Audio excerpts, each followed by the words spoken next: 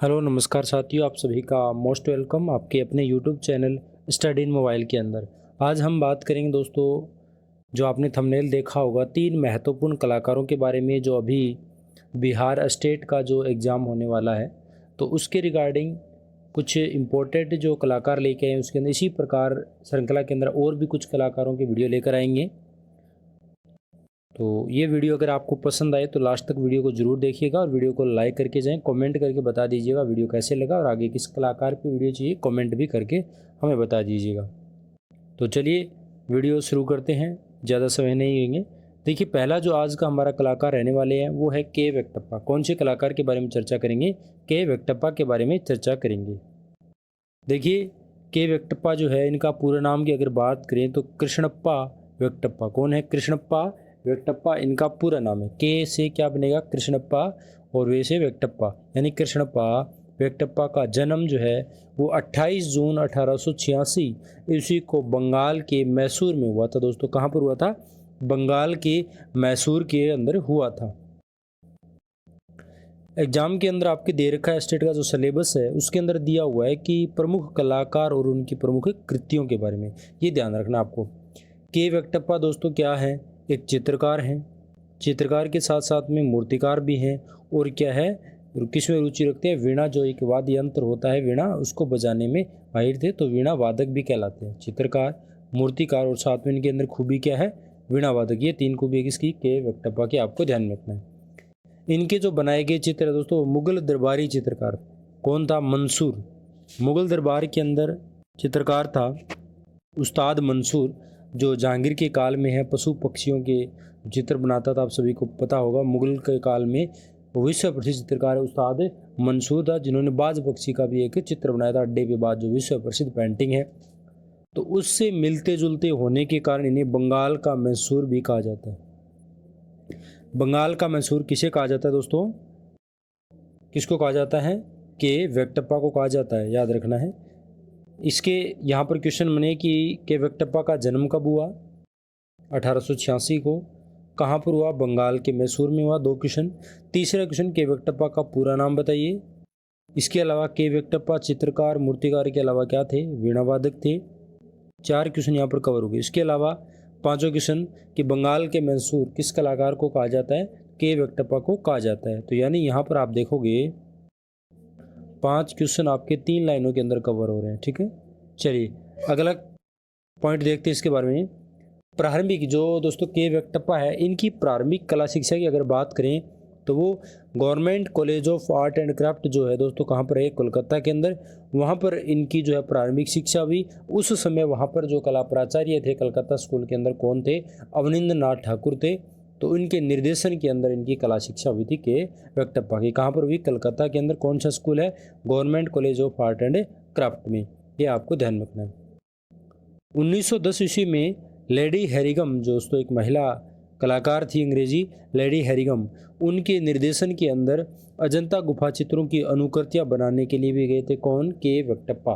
ठीक है, या ध्यान रखना है आपको। के वेंकटप्पा जो है 1910 के अंदर, लेडी हैरिगम था, उन्होंने निर्देश दिया के वेंकटप्पा को, चिदेंद्र नाथ को, समरेंद्र नाथ को, कई सारे कलाकार थे, उनको उन्होंने निर्देश दिया कि आप सारे जाइए और वहाँ अजंता गुफा की जो चित्र बने हुए हैं उनकी क्या कुछ कृतियाँ बना कर लाइए।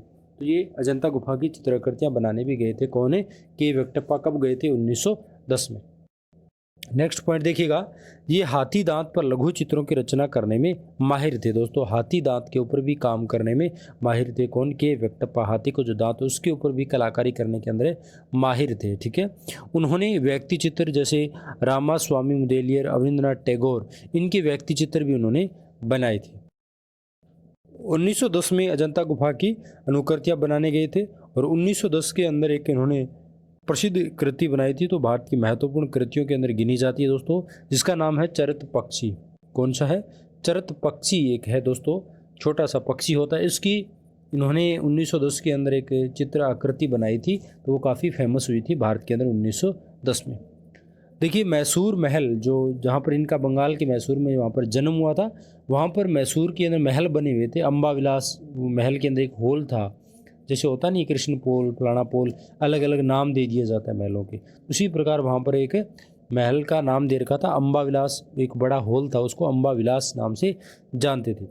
तो वहाँ पर उन्होंने कुछ आकृतियाँ बनाई, 180 फीट चौड़े धरातल के ऊपर चित्र रिलीफ पद्धति के अंदर बनाए थे। ठीक है, रिलीफ पद्धति। मैंने अभी इससे पहले कल एक वीडियो डाला था जिसके अंदर छापा कला के बारे में संपूर्ण जानकारी दी मैंने। रिलीफ प्रिंट होता है, एक इंटेग्रेलियो होता है, रिलीफ और एक होता है इंटेग्रेलियो। रिलीफ क्या होता है? उभरी हुई सतह, और इंटेग्रेलियो क्या होता है? अंदर की सतह। यानी उभरी हुई सतह का मतलब यहाँ पर 3D प्रभाव आ रहा है। ठीक है, हाथ रखोगे तो उभरा हुआ नजर आएगा। ठीक है, तो वो होता है 3D, उसमें क्या रिलीफ पद्धति होती है। तो वहाँ पर उन्होंने अम्बा विलास हॉल जो है मैसूर के महल के अंदर 180 फीट चौड़े धरातल पर रिलीफ पद्धति के अंदर भित्ति चित्र तैयार करे थे, जिनमें चित्रों की शीर्षक है हनुमान जी है वो मुद्रिका देते राम। हनुमान जी को क्या है? मुद्रिका देते हुए राम। एक है शिव का तांडव नृत्य करते हुए, और शकुंतला की विदाई, और गुरु द्रोण। ये जो 4 चित्र हैं यहाँ पर काफ़ी फेमस है। अम्बा विलास महल के अंदर बने हुए, मैसूर महल के अंदर अम्बा विलास हॉल के अंदर 180 फीट चौड़े धरातल पर भित्ति चित्र बनाए गए रिलीफ पद्धति में। ठीक है, कौन कौन से हैं? के वेंकटप्पा के द्वारा बनाए गए, याद रखना है। हनुमान को मुद्रिका देते राम, शिव का तांडव नृत्य, और इसके अलावा शकुंतला की विदाई, और गुरु द्रोण। ठीक है, गुरु द्रोण, ये जो इनके द्वारा बनाए गए, के वेंकटप्पा के द्वारा मैसूर महल के अंदर बनाए गए। इससे पहले 1910 में इनका एक फेमस चित्र है चरत पक्षी। अगला पॉइंट देखिएगा, 1967 में यानी 1967 में कर्नाटक सरकार के मुख्यमंत्री ने दोस्तों के वेंकटप्पा आर्ट गैलरी की स्थापना करी। ठीक है, कि जो वेंकटप्पा के नाम से आर्ट गैलरी स्थापना करी, जिसका नाम रखा गया वेंकटप्पा आर्ट गैलरी। अपने नाम पे एक आर्ट गैलरी की स्थापना हुई थी। कर्नाटक सरकार के मुख्यमंत्री ने, उस समय तत्कालीन मुख्यमंत्री जो थे, उन्होंने इस आर्ट गैलरी की स्थापना करी थी। बेंगलुरु म्यूजियम के पास में क्यूबोज पार्क है वहाँ पर। ठीक है, बेंगलुरु म्यूजियम के पास क्यूबोज पार्क में ये वेंकटप्पा आर्ट गैलरी की स्थापना करवाई गई थी 1967 में। अगला पॉइंट है इनके बारे में कि के वेंकटप्पा के चित्र पुराणों व प्राचीन आख्यानों पर आधारित हैं। के वेंकटप्पा जो है, कृष्णप्पा जो वेंकटप्पा है, उनके जो चित्र है वो पुराण, जो महाभारत वगैरह रामायण है, पुराण ग्रंथ जो है प्राचीन, तो उन आख्यानों पर आधारित हैं। जैसे रामायण हो गया, महाभारत हो गया, इन पे आधारित इनके चित्र बनाए गए। जैसे राम द्वारा वो मुद्रिका देते हुए है ना हनुमान जी को, तो ये क्या है? रामायण महाभारत, उनसे संबंधित ये चित्र बनाए गए। इनके जल रंग में बनाए गए दृश्य चित्र, इनके दोस्तों जो के वेंकटप्पा है, इन्होंने जल रंग के अंदर फेमस दृश्य चित्र बनाए थे 2, जिनका नाम है ऊटी और कोडई कनाल। अब ये ऊटी और कोडई कनाल क्या है? ये दोस्तों पर्यटन स्थल हैं, जो टूरिज्म हिल स्टेशन जिनको बोल सकते हैं, यानी कि पहाड़ के ऊपरी जो चोटियां हैं उनका नाम रखा गया ऊटी। आपने सुना होगा, बहुत लोग घूमने जाते हैं ना, ऊटी ठंडा इलाका है, एकदम हरा भरा रहता है, बहुत घने वहाँ पर पेड़ हैं। ऊटी जो है जंगलों के अंदर बहुत सारे गाने शूटिंग होते हैं सबसे ज़्यादा ना। तो ये तमिलनाडु के अंदर 2 फेमस हिल स्टेशन है, ऊटी और कोडई कनाल, जिसमें ऊटी सबसे ज़्यादा फेमस है। तो वहाँ पर काफ़ी सारे उन्होंने चित्र बनाए थे, तो इसलिए उनको ऊटी और कोडई कनाल के चित्रों के बारे में जाना जाता है। वहाँ पर क्या जलरंग में काम किया था। चलिए अगला देख लेते हैं इसके बारे में। अगला पॉइंट है के वेंकटप्पा के द्वारा बनाई गई प्लास्टर मूर्तियाँ। दोस्तों प्लास्टर ऑफ पेरिस के अंदर भी इन्होंने काम किया है। ये मूर्तिकार भी थे, साथ में चित्रकार भी, दृश्य चित्र भी बनाए और मूर्तियाँ भी बनाई है। तो मैंने आपको बताया वीणा वादक भी थे, चित्रकार भी थे, मूर्तिकार भी थे। तो के वेंकटप्पा ने प्लास्टर के अंदर मूर्तियाँ बनाई। रविंद्रनाथ टैगोर का चित्र बनाया, एक मणिदा नामक बालक, उनका मणि बालक, इनका एक बालक का पोर्ट्रेट बनाया, और रविंद्रनाथ टैगोर, इनकी दोनों की क्या है प्लास्टर ऑफ पेरिस के अंदर मूर्तियाँ बनाई थी के वेंकटप्पा ने। अब बात करते हैं इनके प्रमुख चित्रों के बारे में। किसके चित्र हैं दोस्तों? के वेंकटप्पा के। ठीक है, के वेंकटप्पा के जो फेमस चित्र हैं उनके बारे में चर्चा करते हैं। आपके जो स्टेट का जो सिलेबस है उसके अंदर साफ साफ दिया हुआ है कि प्रमुख कलाकार और उनकी महत्वपूर्ण कृतियाँ। तो आपको ध्यान देना, अगर आप यूपी स्टेट से हैं और आपके स्टेट के कलाकारों पे आपको ज़्यादा ध्यान देना है, ये भी आपको ध्यान में रखना है। बाकी इंडियन फेमस कलाकारों के बारे में तो हर एग्जाम के, ये नहीं कि स्टेट के लिए भी, ये स्टेट हो, RPSC हो, NVS, KVS, DSSP, कोई भी एग्जाम दे रहे हो, सभी के लिए वेरी वेरी इंपॉर्टेंट है। इसमें फेमस चित्र है राम का विवाह है, महाराणा प्रताप, दमयंती, लंका तक पुल का निर्माण, सीता व स्वर्णमर्ग की आपने कहानी सुनी होगी, संगीत मंडली, चरत पक्षी, वीणा की मतवाली, क्योंकि वीणा वादक थे ये, इसलिए वीणा पर आधारित इन्होंने एक चित्र बनाया, वीणा की मतवाली, महाशिवरात्रि, टिप्पू सुल्तान, और ये दमयंती 2 बार आ गया ना। शंकराचार्य, सूर्यास्त आदि। और भी देखो, एक कलाकार अपने जीवन के अंदर कितने चित्र बना पाता है, आपको सभी को पता, हजारों की संख्या में, अनगिनत, क्योंकि उनका काम ही आर्टिस्ट का चित्र बनाना। तो पता नहीं जब से कलाकारी करना सीख जाते तब से लेकर के जो मृत्यु तक उसी के अंदर लीन रहते हैं, तो अपने जीवन के अंदर हजारों कृतियाँ बना डालते हैं। तो वो सारी कृतियाँ हमें याद करना पॉसिबल नहीं है, और सारी कृतियाँ फेमस भी नहीं होती। इसीलिए जो फेमस है, सिलेबस के अकॉर्डिंग होती है, वही चीज़ें हमें पढ़नी होती है। तो याद रखना, के वेंकटप्पा के चित्र हैं राम का विवाह, महाराणा प्रताप, दमयंती, लंका तक पुल का निर्माण, सीता व स्वर्णमृग, संगीत मंडली, चरत पक्षी, वीणा की मतवाली, शिवरात्रि, टिप्पू सुल्तान, शंकराचार्य, सूर्यास्त आदि। चरत पक्षी इनका जो है काफ़ी फेमस है। प्लास्टर ऑफ पेरिस के अंदर कुछ पोर्ट्रेट भी बनाए थे, मैंने आपको बता दी। आगे देखिए, समरेंद्र नाथ गुप्त नेक्स्ट कलाकार है हमारे, समरेंद्र नाथ गुप्त के बारे में डिटेल्स देखिए। समरेंद्र नाथ गुप्त का जो जन्म है वो 1887 के अंदर कलकत्ता के अंदर हुआ था। इनकी प्रारंभिक शिक्षा जो है वो Calcutta school of art Rabindranath Tagore के निर्देशन में, जो अभी मैंने आपको बताया था के वेंकटप्पा, उनका बंगाल के मैसूर में जन्म हुआ और कलकत्ता स्कूल के अंदर उन्होंने एडमिशन लिया था। ठीक है, तो वहीं पर इनकी कला शिक्षा हुई के वेंकटप्पा की। तो उसमें प्रिंसिपल थे अवनींद्रनाथ टैगोर, उनके निर्देशन में होगी। फिर बाद में समरेंद्रनाथ गुप्त, उन्होंने भी वहीं पर की, तो वहाँ पर अवनींद्रनाथ निर्देशन में इन्होंने भी समरेंद्रनाथ गुप्त ने करी थी। अब देखो, बंगाल के कलाकार कलकत्ता, मतलब ज़्यादातर कलाकारों के आप देखो या तो जे स्कूल ऑफ मुंबई आएंगे, या मद्रास, चेन्नई, या कलकत्ता, इन 3 जगहों पर ज़्यादातर कलाकार पढ़े होंगे। आपने सभी को पता है, जो हम कंपनी शैली पढ़ते हैं अंग्रेज ईस्ट इंडिया समय, तो सबसे पहले अंग्रेजों के द्वारा कला विद्यालय की स्थापना करी गई थी। तो यही 4 कला विद्यालय खोले गए थे, मद्रास, चेन्नई के अंदर, कलकत्ता के अंदर खोला गया, मुंबई के अंदर खोला गया, और एक लाहौर के अंदर खोला गया, और एक लास्ट में जयपुर के अंदर भी खोला गया था। यही कला विद्यालय थे उसमें। तो इसलिए क्या है, ये कलाकार सारे वहीं पर पढ़ाई करेंगे। तो ज़्यादातर कलाकारों ने कलकत्ता के अंदर एडमिशन लिया था। ठीक है, तो ये आपको ध्यान में रखना है, कन्फ्यूजन नहीं होना। ये जो के वेंकटप्पा 1910 में अजंता गुफा की चित्रों की अनुकृतियाँ बनाने गए थे, तो उस समय समरेंद्रनाथ गुप्त भी इनके साथ गए थे। लेडी हरिगम ने नेतृत्व के अंदर उन्होंने निर्देश दिया था कलाकारों के अजंता गुफा की अनुकृतियाँ बनाने के लिए। तो समरेंद्रनाथ गुप्त भी 1910 में लेडी हरिगम के नेतृत्व के अंदर अजंता गुफा की अनुकृतियाँ बनाने गए थे। 1921 के अंदर बाघ गुफा की अनुकृतियाँ भी बनाई थी। बाघ गुफाएँ जो है उनकी भी अनुकृतियाँ बनाई थी 1921 के अंदर। अगला पॉइंट देखिएगा, सन 1929 में Mayo college of art and craft Lahore, जो है लाहौर के अंदर एक कॉलेज था, Mayo college of art and craft Lahore में, वहाँ पर प्रथम भारतीय प्रधानाचार्य पद पर नियुक्ति हो गई थी इनकी। दोस्तों, अगर आपको पूछ ले कि लाहौर जो कॉलेज है, कला विद्यालय लाहौर है, Mayo college of art and craft, वहाँ पर प्रथम भारतीय प्रधानाचार्य की नियुक्ति हुई, तो वो कौन थे? तो प्रथम भारतीय प्रधानाचार्य कौन थे भाई? अभी ये कौन से कलाकार पढ़ रहे हैं हमें? आप सभी को पता है, समरेंद्रनाथ गुप्त पढ़ रहे हैं। कन्फ्यूजन मत हो, इतनी देर भूल मत जाना। पहले मैंने बताया था आपको कौन सा, के वेंकटप्पा, और दूसरा हम पढ़ रहे हैं समरेंद्रनाथ गुप्त। समरेंद्रनाथ गुप्त ने ग्राफिक कला का प्रशिक्षण जो है वो लंदन से लिया।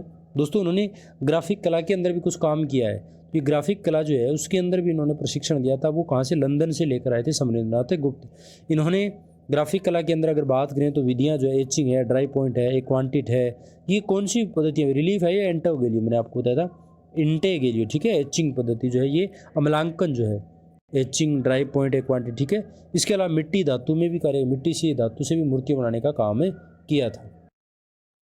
अब देख लेते हैं इनके जो फेमस चित्र है, जो प्रमुख चित्र है, किसके दोस्तों? समरेंद्रनाथ गुप्त के।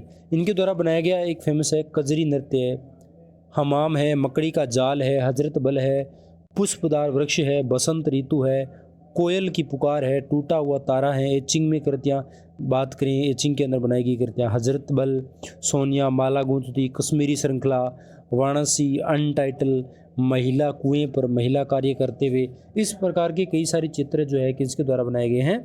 समरेंद्रनाथ गुप्त के द्वारा बनाए गए। इनके द्वारा बनाए गए जो चित्र है दोस्तों, राष्ट्रीय आधुनिक कला संग्रहालय इलाहाबाद के अंदर ज़्यादातर क्या है? संग्रहित किए गए। अगर पूछ ले आपको समरेंद्रनाथ गुप्त के जो चित्र है उनके सबसे बड़ा संग्रह कहाँ पर है? तो इलाहाबाद संग्रहालय के अंदर समरेंद्रनाथ गुप्त के चित्रों को क्या किया गया है?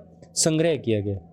अगले कलाकार हैं शारदा चरण। नेक्स्ट कलाकार हैं शारदा चरण। इससे पहले हमने पढ़ा के वेंकटप्पा पढ़ा, उसके बाद में पढ़ा हमने समरेंद्रनाथ गुप्त पढ़ा, और अब पढ़ रहे हैं हम शारदा चरण उकिल, जो हमारा तीसरा कलाकार। शारदा चरण उकिल का जन्म दोस्तों आज के बांग्लादेश के वर्तमान राजधानी ढाका के विक्रमपुर नामक स्थान पर हुआ था। 14 नवंबर 1888 को इनका जन्म हुआ था बांग्लादेश की राजधानी ढाका के अंदर। दोस्तों इनका परिवार जो है 1988 में जब इनका जन्म हुआ उसी समय ढाका से दिल्ली स्थानांतरित हो गए। शारदा चरण उकिल जो थे, जब इनका जन्म होता है तो उसी वर्ष जो है ये इनका जो परिवार है वो ढाका बांग्लादेश को छोड़ करके कहाँ चले जाते हैं, दिल्ली में स्थानांतरण हो जाते हैं। शारदा चरण उकिल जो दोस्तों ये क्या थे, ये चित्रकार थे, अभिनेता भी थे, बंगाली अभिनेता भी थे, साथ में क्या थे, एक चित्रकार भी थे। अभिनेता और कलाकार दोनों के रूप में फेमस थे। इन्होंने फिल्म के अंदर भी काम किया था, जिनकी फिल्म थी प्रेम संन्यास में इन्होंने राजा बुद्ध के पिता राजा सुधोधन का रोल, राजा बुद्ध जो होते हैं उनके पिता कौन होते हैं, सुधोधन, उनका रोल निभाया था। प्रेम संन्यास फिल्म है उसके अंदर किन्होंने शारदा चरण उकिल ने। अगर ये फिल्म नहीं देखी तो आप देख सकते हैं। यह फिल्म लाइट ऑफ एशिया किताब पर आधारित थी, जिसको अरविंद ओर्नाल्ड नामक प्रसिद्ध जो है वो लेखक ने लिखा था। लाइट ऑफ एशिया एक किताब पर आधारित ये फिल्म थी प्रेम संन्यास, जिसके अंदर सुधोधन का रोल निभाया था किसने, शारदा चरण उकिल ने। और लाइट ऑफ एशिया जो किताब है ये किसने लिखी थी, अरविंद ओर्नाल्ड नामक प्रसिद्ध लेखक के द्वारा। शारदा चरण उकिल की कला शिक्षा कहाँ पर हुई, कलकत्ता के अंदर। जाहिर सी बात है कलकत्ता के अंदर उस समय कौन थे, अवनींद्रनाथ टैगोर। समरेंद्र जो मैंने आपको बताया, समरेंद्र नाथ गुप्त, इनकी भी कहाँ पर हुई थी, government school of art Calcutta के अंदर अवनींद्रनाथ टैगोर के निर्देशन में। के वेंकटप्पा की भी वहीं पर कला शिक्षा हुई और शारदा चरण उकिल की भी वहीं पर कला शिक्षा हुई थी। किसके निर्देशन में, अवनींद्रनाथ टैगोर के निर्देशन में। कला शिक्षा कोलकाता से ग्रहण करने के बाद ये दिल्ली वापस आ गए। यहाँ पर बांग्ला कला आंदोलन की अलख जलाने के लिए अपने दोनों भाइयों के सहयोग से 1926 में शारदा उकिल स्कूल ऑफ आर्ट की स्थापना करी थी।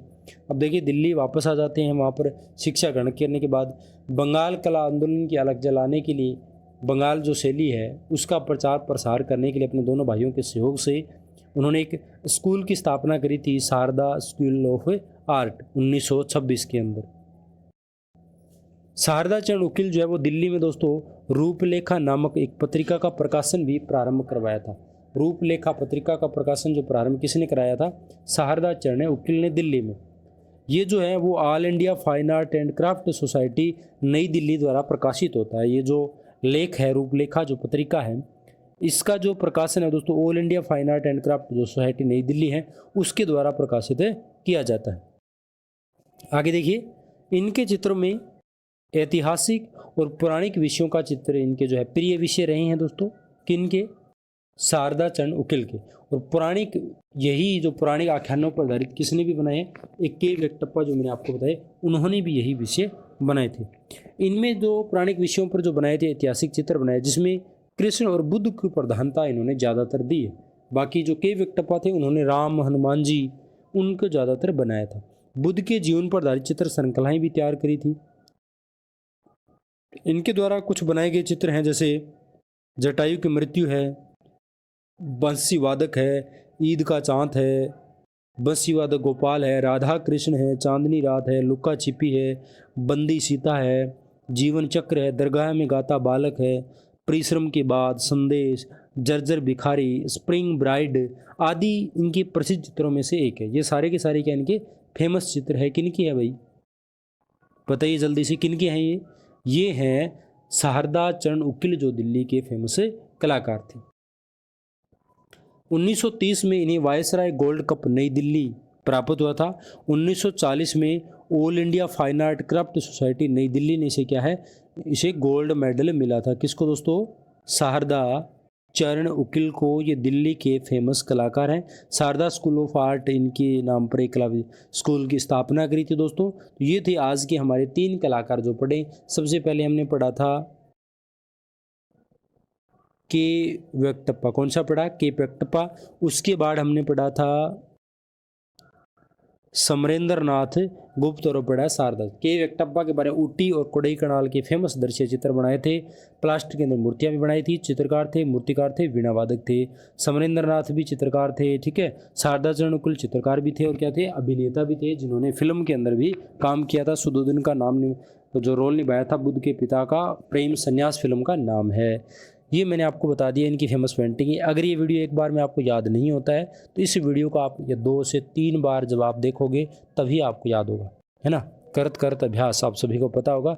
जितनी बार इस चीज़ को रिपीट करोगे, जितनी बार देखोगे तो आपकी कंठस्थ हो जाती है। एक बार देख के महीने बाद इसको देखते नहीं हो तो आपको वो चीज़ें याद नहीं हो पाती। इसीलिए आपको क्या करना है, वीडियो अगर बार बार देखोगे तभी आपको वो अच्छे से याद हो पाएगा। तो आप हमारे टेलीग्राम ग्रुप से जुड़ना चाहते हैं तो हमारा टेलीग्राम ग्रुप है स्टडी इन मोबाइल, उसे आप ज्वाइन कर सकते हैं। धन्यवाद। फिर मिलते हैं एक नए वीडियो के साथ।